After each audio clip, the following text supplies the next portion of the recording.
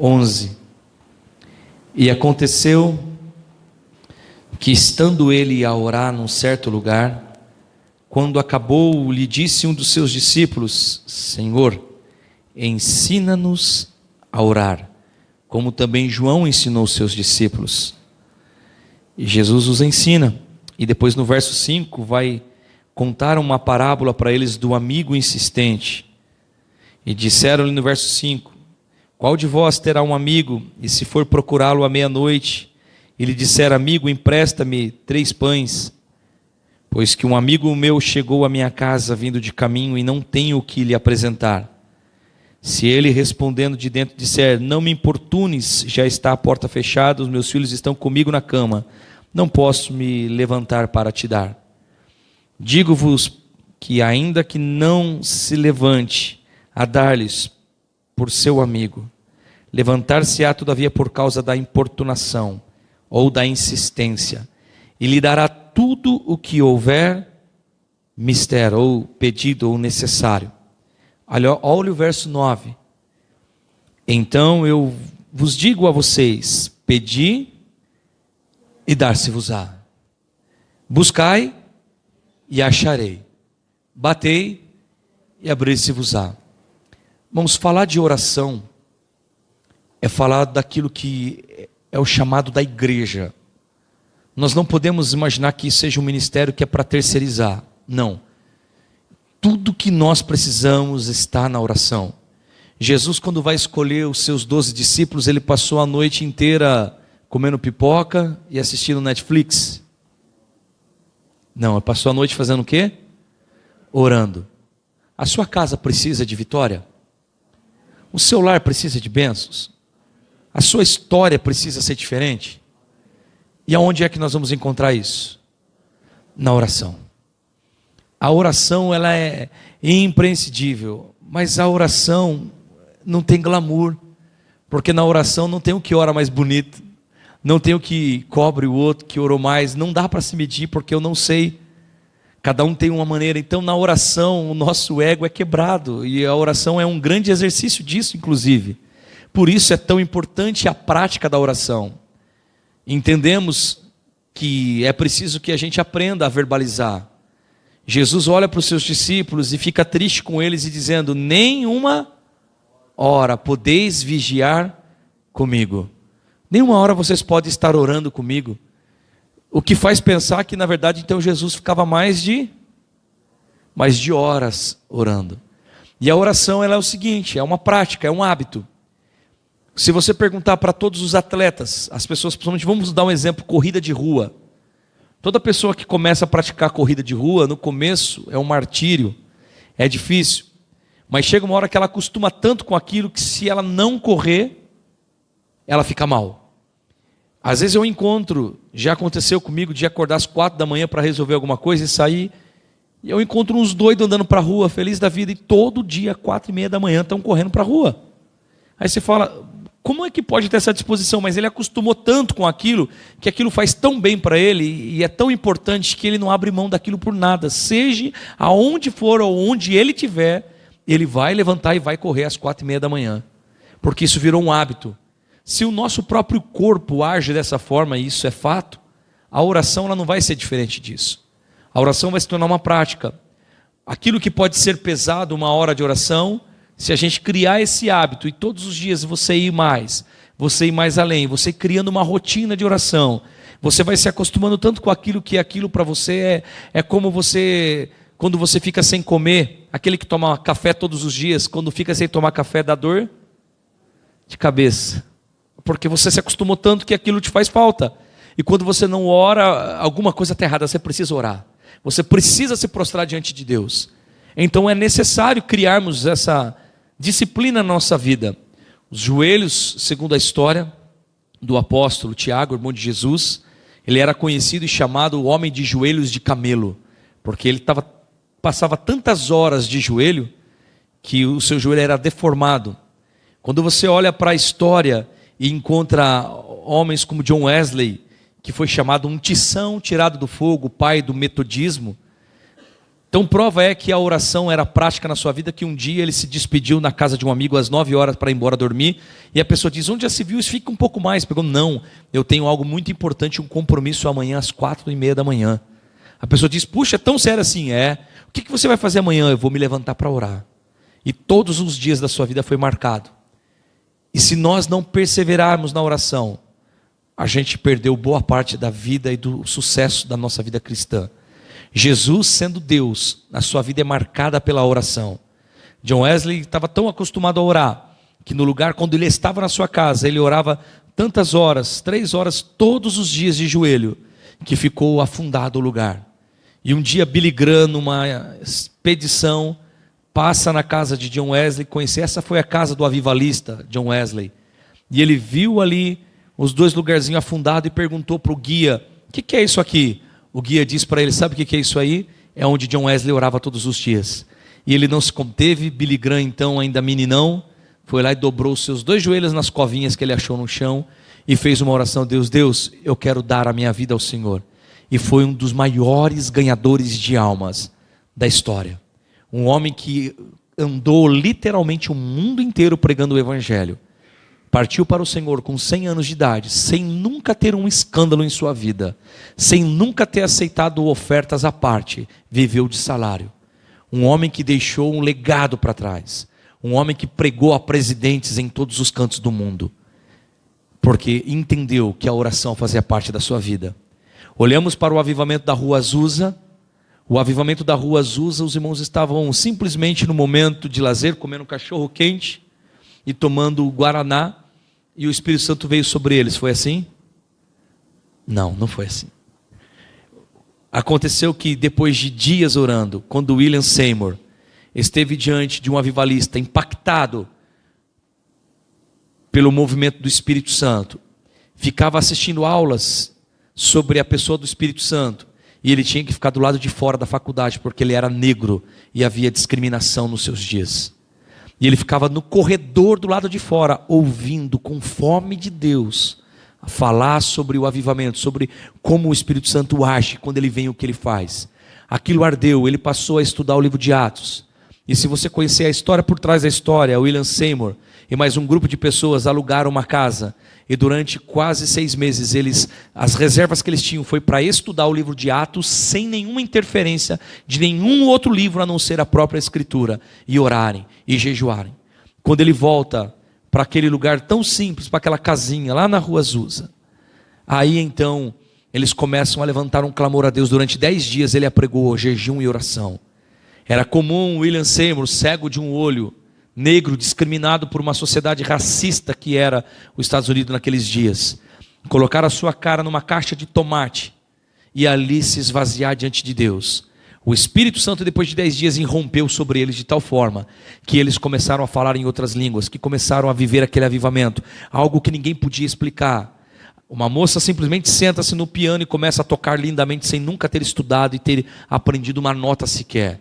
O Espírito Santo irrompeu de tal forma que eles ficavam dia e noite cultuando a Deus e não parava mais.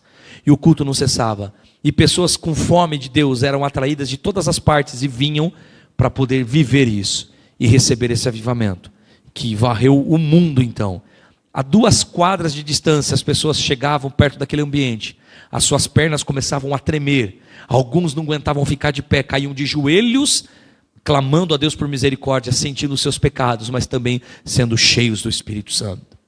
E isso foi por dias e dias e dias e dias.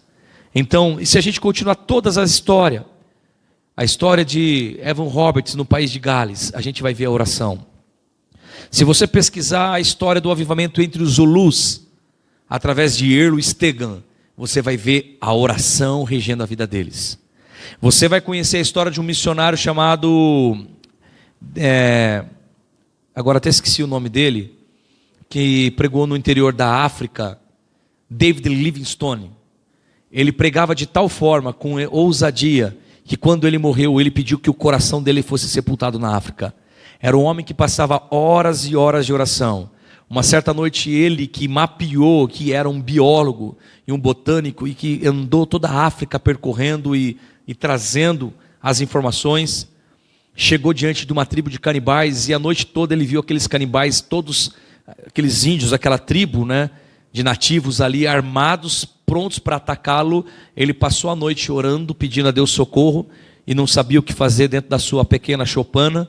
Aí então, simplesmente pela manhã sumiram todos. Ele continuou o seu trabalho, e depois de alguns anos, aquela tribo, aqueles nativos receberam Jesus. Quando ele aprendeu a falar a língua deles e os evangelizou, receberam Jesus.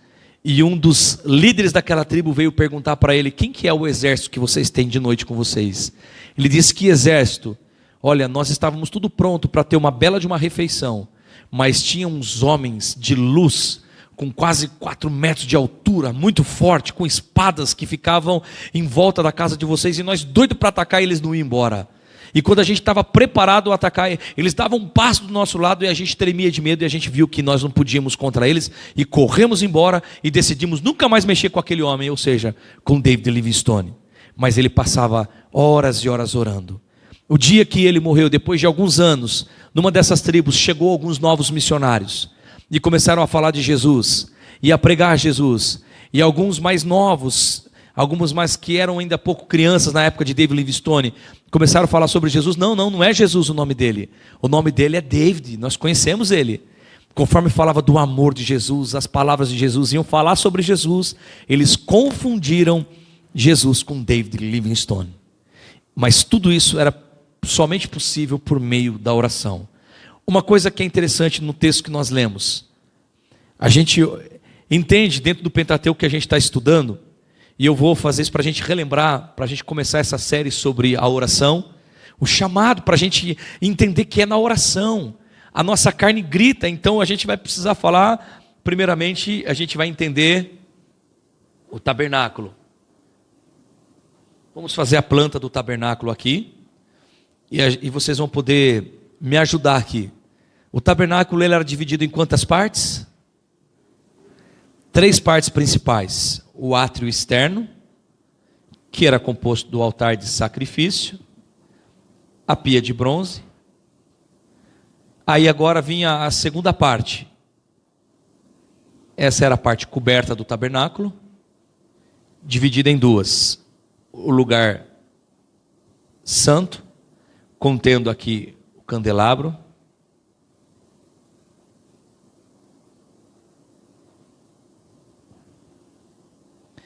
a mesa dos pães, contendo os 12 pães, o altar de incenso, e agora a gente entra na terceira parte, o lugar santo, contendo a arca e o propiciatório aqui.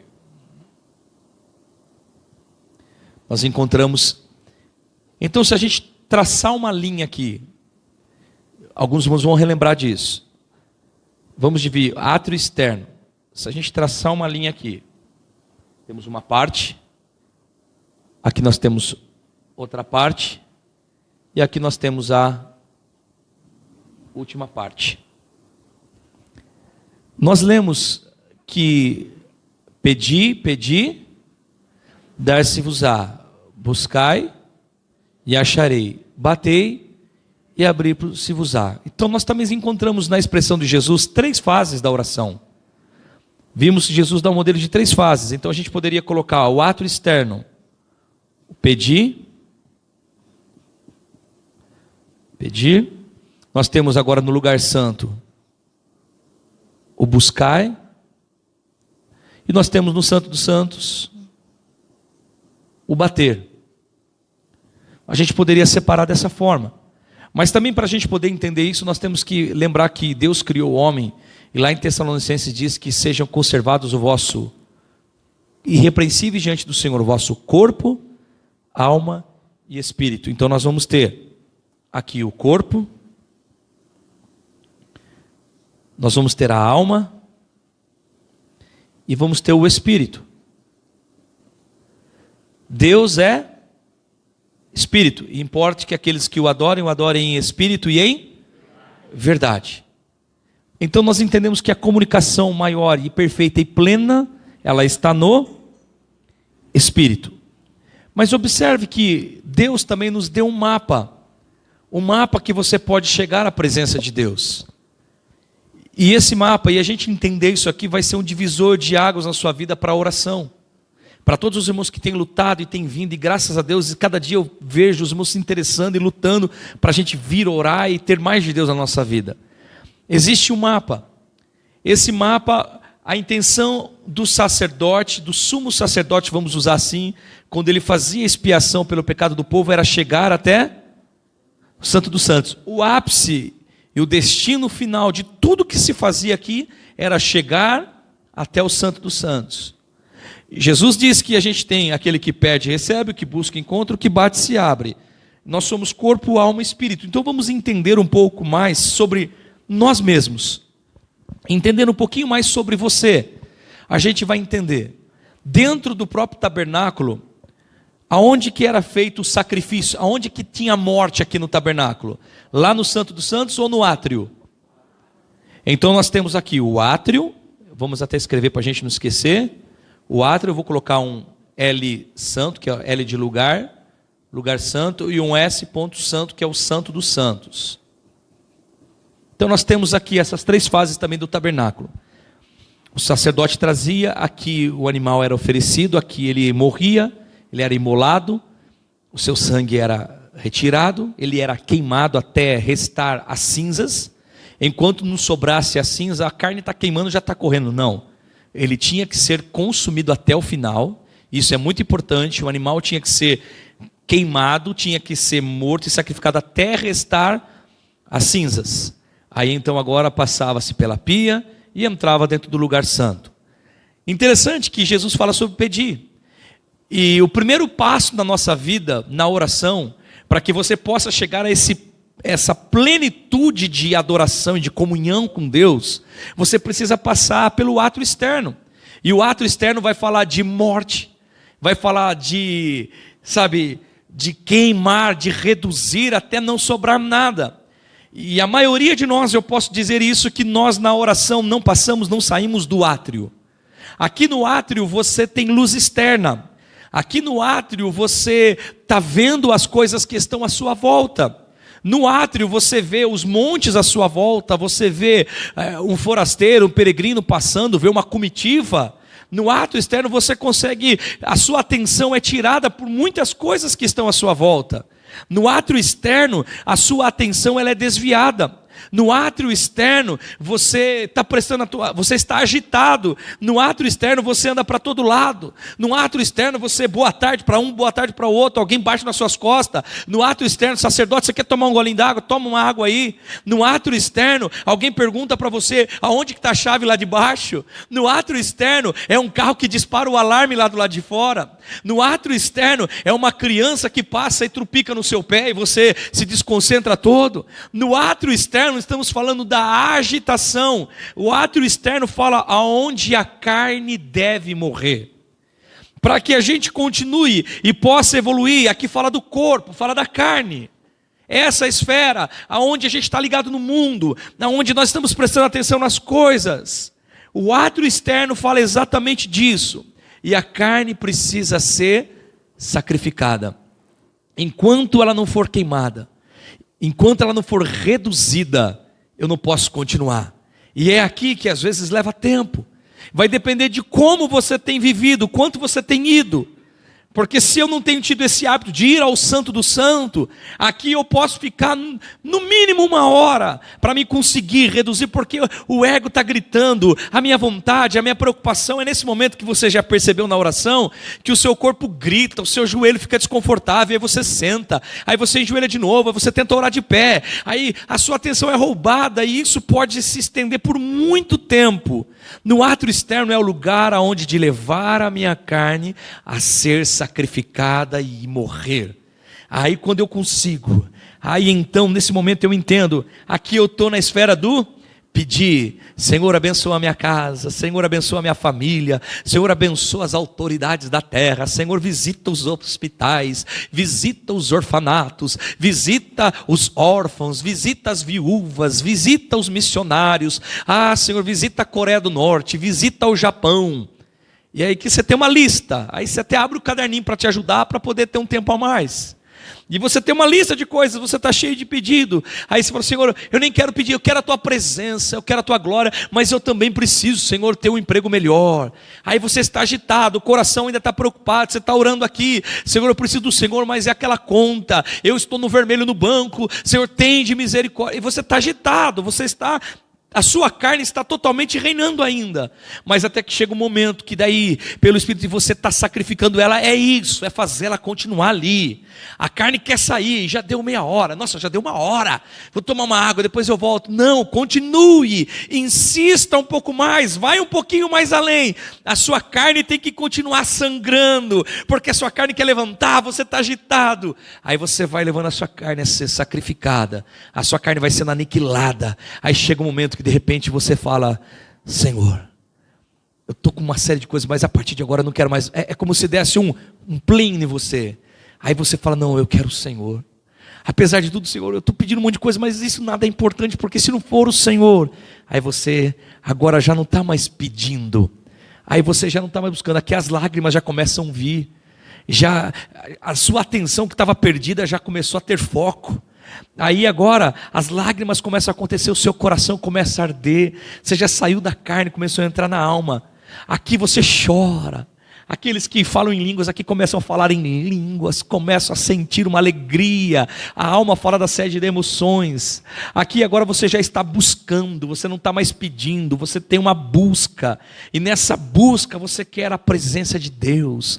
Aí você começa a ser iluminado, não é mais a luz de fora, não é mais as coisas externas que importam. Aí você começa a se lembrar do que Deus tem para você, você lembra do que Deus fez, você começa a ser iluminado pelo Espírito, você começa a ver o que Deus está fazendo na sua vida. Aí você começa a querer comer da palavra, você começa a querer mais de Deus, e você vai para a mesa de pães, e aqui você começa a se saciar, você começa a sentir que Deus está suprindo, e você chora de alegria, já não é mais tristeza, você chora na presença de Deus. A minha alma está sendo lavada. Você que estava tão abatido quando chegou aqui, agora você se sente tão saciado por Deus, você se sente tão satisfeito, você começa a ser um poeta, você começa a dizer, Deus, eu te amo, eu te adoro, o Senhor é tudo para mim, você está satisfeito. Quando nós chegamos nesse ponto, eu sou iluminado, eu recebo luz de Deus, eu estou buscando a Ele, e eu começo a me saciar na mesa dos pães, e no altar do incenso, a minha adoração já não é mais como aqui, já não é mais interesseira, já não é mais egoísta. A minha adoração aqui ela é genuína, e começa a ser sincera diante de Deus. Aí você começa como Asaf, a quem tenho eu no céu senão a ti, a quem tenho na terra que eu queira mais do que a ti. A minha carne e o meu corpo desfalece, mas eu continuo esperando em ti, Senhor. Eu quero, Senhor. E aqui a gente fala, uau. Eu se levanto e falo, que experiência maravilhosa que eu tive. Mas a gente paramos ainda no lugar santo. Paramos ainda na esfera da alma. Paramos ainda na busca. Você pode ir além. E o convite de Deus é isso. É que você vá um pouquinho mais além. Aí nesse momento, aqui eu pulei, aqui eu bati palmas, aqui eu profetizei, aqui eu rodopiei. Enfim, você deu toda a liberdade, que está falando da alma, está falando das suas emoções, está falando de que aquele que crê, você começa a falar em novas línguas, aqui você recebe experiências com Deus. Tudo isso é lindo, mas existe um outro lugar que Deus quer te levar. Existe o Santo dos Santos. No Santo dos Santos, aqui é aquele lugar onde você não consegue mais falar. É o que o salmista Davi diz, as tuas vagas, ou seja, as tuas ondas têm passado sobre mim. Aqui você se sente realmente no colo do Pai. Aqui você está tão satisfeito em Deus, que você começa a entender o que Deus quer falar com você. Já não é mais só emoção, é uma certeza. É aqui que você entende o seu chamado, entende o que Deus quer fazer da sua vida, o que Ele planejou para você. Aqui você já não está mais pedindo, não está mais buscando. Aqui você só está batendo a porta, tipo, cheguei, Senhor, cheguei. E quando você chega nesse lugar, o tempo, O espaço perde a importância. Eu não sei mais o limite do tempo. 5 minutos vira, para mim eu tenho noção de que eu fiquei 5 minutos. E quando eu vou ver, eu fiquei 2 horas. Ou pessoas vão ter experiências de ter passado a noite inteira e o dia clareou e diz, eu achei que só tinha passado 5 minutos. E ele não sabe explicar, mas quando ele sai daqui, ele já não é mais a mesma pessoa, ele já não pensa mais da mesma forma, ele ouviu a voz de Deus, aqui no seu espírito, onde Deus fala, ele recebeu revelações inefáveis de Deus. Então nós temos isso, é como um mapa da presença de Deus. Você precisa primeiro sacrificar a carne. Segundo, você precisa aqui se saciar e se alimentar e saciar a sua alma. Você se alegra, mas você é convidado a não só buscar a face de Deus, mas a também tocar em Deus, a bater. Ao que bater, abrir, se vos há. Você bate e entra dentro da presença de Deus, e a glória de Deus te toma, e Deus vai falar no seu espírito. E vocês nunca mais serão o mesmo. Essa é a explicação que eu consigo encontrar dentro do próprio tabernáculo, desse chamado de Deus. 3 esferas. Se a gente não conseguir vencer esse estágio, não dá para passar. Não dá para me sair daqui e dar um pulo para lá. Não dá. Isso aqui leva tempo. Mas eu preciso entender, e os irmãos vão entender hoje, que você precisa insistir para que a sua carne seja aniquilada. A parte mais difícil é fazer morrer a carne, é fazer morrer o ego. Eu começo a orar, e eu começo a andar, às vezes eu estou agitado, e eu não consigo, no momento de quebrantamento, só de lágrimas diante de Deus, mas eu preciso ir para esse momento, aonde daí eu começo a sentir que eu sou saciado, mas não pare aí, existe um outro nível, que é no espírito, que é como ondas que vêm. Quando você chega nesse ponto, já nesse momento, você tem tanto zelo, é tanto temor diante de Deus, que você vai entender o que o salmista diz: cale-se diante dele toda a terra. Nesse momento, as línguas estranhas cessam. Nesse momento tudo cessa. É como se você estivesse no colo do Pai, e você tem até temor de abrir a boca, porque é nítido para você que Deus está ali, que você está diante dele agora, e de que ele é santo, e você tem essa reverência com a santidade dele, há esse temor. Deus quer nos levar a esse nível, ele te chama para isso, ele nos convida nessa noite a darmos esse passo.